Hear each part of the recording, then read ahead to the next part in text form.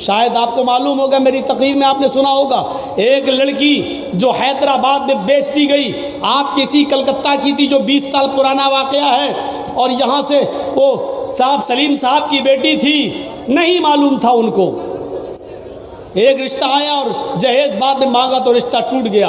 8 رشتے آئے لیکن جہیز کا نام جب لیا اور سلیم صاحب جہیز کے لیے نہیں دے سکتے تھے تو رشتہ ٹوٹ گیا۔ ایک حیدرآباد سے آیا، قرآن و حدیث کا معاملہ سنا، کہا لڑکا بڑا نیک ہے، بڑا اچھا ہے، اپنے ماں باپ کو بھی لایا ہے، حالانکہ وہ فرضی ماں باپ کو لایا تھا، اور اس نے سلیم صاحب کی بیٹی سے نکاح کر لیا۔ سلیم صاحب نے کہا جب شریعت کے مطابق ہی نکاح کرنا ہے اور جہیز لینا نہیں ہے تو آج ہی نکاح کرو، لے جاؤ میری بیٹی کو۔ نکاح ہو جاتا ہے اور وہ سلیم صاحب کی بیٹی کو لے کے چلا جاتا ہے۔ راستے ہی میں اس کے ماں باپ جو فرضی بنے تھے اتر جاتے ہیں۔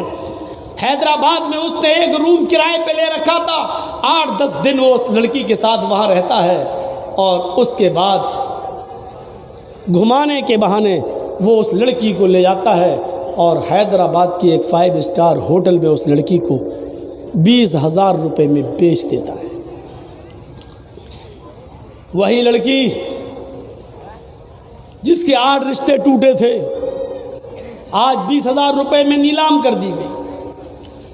اس کی عزتوں سے کھلواڑ ہونے لگا، ہر آنے جانے والے سے وہ بھیک مانگتی، میں وہ نہیں ہوں جو تم سمجھ رہے ہو، میں یہاں زبردستی لائی گئی ہوں، میں غریب باپ کی بیٹی ہوں، جہیز کی وجہ سے میرے رشتے ٹوٹتے رہے، اس آدمی پر بھروسہ کر کے میرے ماں باپ نے بھیج دیا ہے، میں نے نکاح کر لیا ہے، 8 دن کے بعد اس نے بھی یہاں لا کر مجھے بیچ دیا ہے، نہ مجھے لیٹر لکھنے دیا جاتا ہے، نہ مجھے گھر جانے کی اجازت دی جاتی ہے۔ 7 دن تک 8 دن تک اس لڑکی کا گوشت بکتا رہا، وہ ہوٹلوں میں نیلام ہوتی رہی، جس کو رحم آ گیا۔ میرے بھائیوں ایسا کوئی نہیں ملا کہ کسی کو رحم آیا ہو، 10-10 20-20 ہزار روپے دیکھ کر اس کی راتیں بک ہونے لگی اور وہ بیچاری ایک مردہ لاش کی طرح پڑی رہی۔ ایک دن کوئی اچھا اور نیک لڑکا بھی اس کے پاس پہنچ گیا جس کو اس کی حالت پہ ترس آ گیا۔ اس نے کہا ٹھیک ہے میں تمہارے جسم کو ہاتھ نہیں لگاؤں گا، تم میری بہن جیسی ہو، تمہارے ساتھ اتنی مجبوری ہے، ایک لیٹر تم لکھو، وہ لیٹر میں لے کر کلکتہ چلا جاؤں گا اور تمہارے باپ کو دے دوں گا۔ اس نے کہا شرط ہے میری۔ کہا کیا ہے؟ اس لیٹر کو تم پڑھو گے نہیں، کیونکہ میں اپنے باپ کے لیے جو لکھنے جا رہی ہوں اس لیٹر کو تم پڑھو گے نہیں، میں اس کو چپکا دوں گی۔ کہا ٹھیک ہے۔ اس نے ایک لفاف ایک لیٹر لکھا اور لکھنے کے بعد اس نے چپکا دیا اور چپکانے کے بعد اس لڑکے کے حوالے کر دیا۔ صبح وہ لڑکا اس کے کمرے سے نکلا، اس نے ٹرین پکڑی اور کلکتہ کے اندر وہ آ گیا۔ کلکتہ میں جیسے ہی اس لڑکی کے باپ کو دستک دیتا ہے دروازے کو، دستک میں دروازہ کھولا گیا۔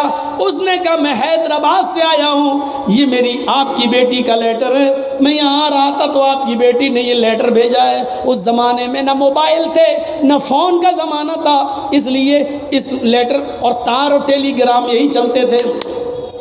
لڑکی کے باپ نے مارے خوشی کے اپنی بیٹی کی سہیلیوں کو بھی بلا لیا، آؤ آؤ یہ پہلا لیٹر تمہاری سہیلی کا آیا ہے۔ ماں بیٹھ گئی، بھائی بیٹھ گئے، اس کی ایک چھوٹی سی بہن تھی فاطمہ، وہ بھی بیٹھ گئی، سہیلیاں بھی بیٹھ گئیں۔ لیٹر کھولا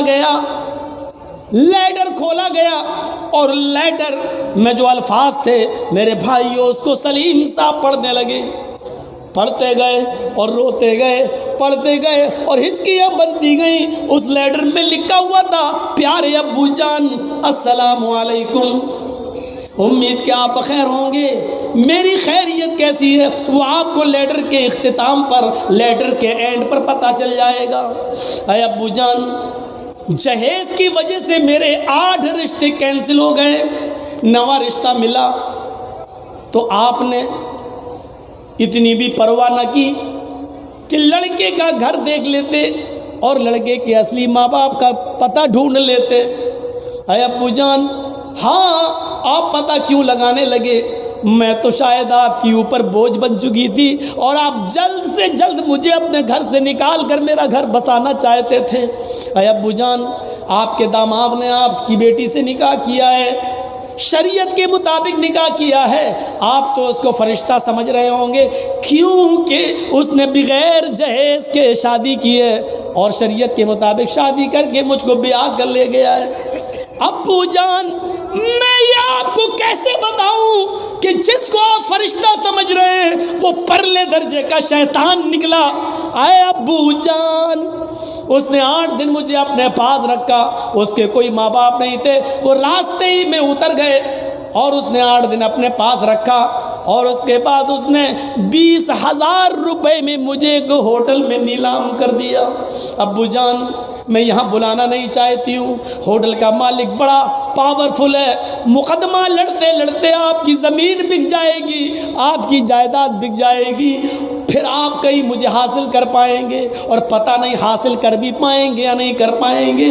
اس لیے یہ ایک نیک لڑکا آیا تو تھا میرے جسم سے کھیلنے کے لیے، لیکن اس کو میرا برا لگا اور اس نے بہن اور بھائی کا رشتہ بنا لیا۔ اس بھائی کو میں آپ کی خدمت میں بھیج رہی ہوں۔ اے ابو جان، اب یہاں آنے کی ضرورت نہیں ہے، اب یہاں آنے کی ضرورت نہیں ہے، میں نے یہ فیصلہ کر لیا ہے، اس لڑکے کے نکلنے کے بعد میں پھانسی کا پھندا اس پنکھے میں لگاؤں گی، ہوٹل کے اس روم میں لگاؤں گی، اور اسی میں میں اپنی گردن کو پھنسا کر ہمیشہ ہمیشہ کے لیے خودکشی کر لوں گی۔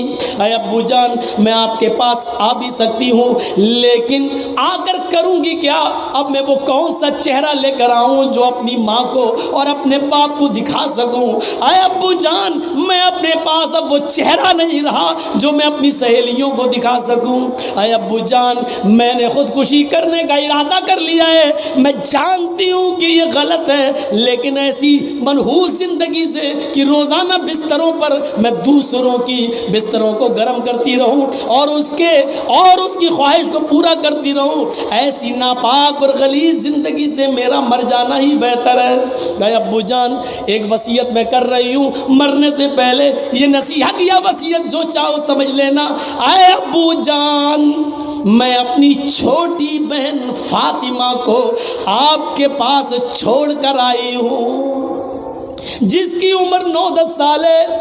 اے ابو جان، میں اپنی چھوٹی بہن کو چھوڑ کے آئی ہوں، جو دن مجھے دیکھنا پڑے وہ دن میری چھوٹی بہن کو نہ دیکھنا پڑے، اس لیے اس کی شادی سے پہلے اتنا کما لینا۔ نوجوانوں، اس جملے پر غور کرنا، اتنا کما لینا، میری چھوٹی بہن کی شادی سے پہلے اتنا کما لینا کہ آپ کے پاس جو کتا جتنی ہڈیوں کی ڈیمانڈ کرے، اس کتے کے سامنے آپ اتنی ہڈی ڈال سکے۔ تم کیا سمجھتے ہو جو تمہیں جہیز مل رہا ہے؟ جہیز نہیں مل رہا ہے، کتا سمجھ کر تمہارا سسر تمہارے سامنے ہڈیاں ڈال رہا ہے۔ اس سے زیادہ سخت جملے اور کیا بولوں میں؟ کون سے جملے سننا چاہتے ہو اس جہیز کو چھوڑنے کے لیے؟ میں وہ بول دوں۔ کون سے جملے؟ اس لڑکی نے اپنے جان پران دے دیے یہ جملے لکھتے ہوئے کہ جو کتا تم سے جتنی ہڈیاں مانگے، اس کتے کے سامنے اتنی ہڈیاں ڈال دینا تاکہ میری بہن اس کے ہاں سکون سے رہ سکے۔ آپ کی بیٹی جمیلہ جو اب ہمیشہ کے لیے آپ سے رخصت ہو رہی ہے، یہ کہہ کر وہ لڑکی ہمیشہ کے لیے خودکشی کر کے مر جاتی ہے۔ میرے پیارے ساتھیوں، ان جملوں، کیا یہ جملے ہمارے ضمیر کو جھنجھوڑتے نہیں ہیں؟ کیا احساس نہیں ہوتا ہے ہمیں؟ بس یہ چند بنیادی باتیں میں نے 2 گھنٹے کی تقریر میں آپ کے سامنے رکھی ہیں۔ امید ہے کہ انشاءاللہ فضول خرچی سے اپنا معاشرہ پاک و صاف کرو گے اور جہیز کی لعنت کو یہاں سے ختم کرو گے۔ اللہ تعالیٰ سے دعا ہے کہ بار الہ ہماری خطاؤں کو معاف فرما دے، ہمارے گناہوں کو بخش دے، فضول خرچی سے ہمارے معاشرے کو پاک و صاف فرما اور جہیز کی لعنت کو ہمارے معاشرے سے نکلوا دے اور ہماری بیٹیوں کی شادیوں میں خیر و برکت پیدا فرما دے۔ اے اللہ، ان کی شادیوں میں آسانیاں پیدا فرما دے، جو بیمار ہیں ان کو شفائے کاملہ اور عاجلہ عطا فرما، اور جو انتقال کر گئے ان کی قبروں کو نور سے بھر دے۔ ہم جب تک زندہ رہیں اسلام پہ زندہ رکھنا، اور جب ہمارا خاتمہ ہو تو ایمان پر خاتمہ فرمانا۔ وما علینا الا البلاغ المبین وآخر دعوانا ان الحمد للہ رب العالمین۔ السلام علیکم ورحمۃ اللہ وبرکاتہ۔